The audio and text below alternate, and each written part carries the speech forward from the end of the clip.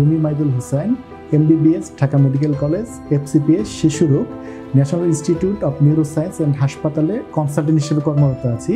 পাশাপাশি আমি Medicare diagnostic and হাসপাতালে নিয়মিত রোগী দেখছি। আমি নবজাতক, শিশু এবং শিশু নিউরোলজির উপর রোগী দেখে থাকি।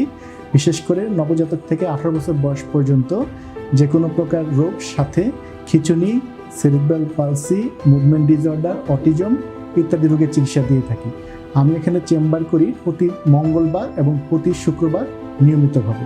আপনার শিশু কি অমনোযোগী? যদি এরকম অমনোযোগী হয় তার কিছু কারণ থাকতে পারে, সেটা আপনার শারীরিক এবং ব্রেনের কিছু কারণের জন্য অমনোযোগী হতে পারে। আমরা সেই কারণগুলো বের করার চেষ্টা করি। যদি সেই কারণগুলোর সুচিকিৎসা করা যায়, তাহলে দেখা যায় যে বাচ্চার মনোযোগিতা বেড়ে যায়।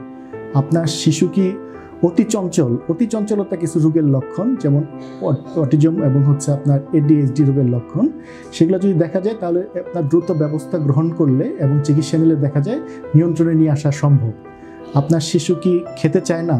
দেখা যায় আপনার শিশু অনেক সময় কোনো রোগের কারণে বা কোনো কমপ্লিকেশনের কারণে শিশুর খাওয়াটি কমিয়ে দেয়।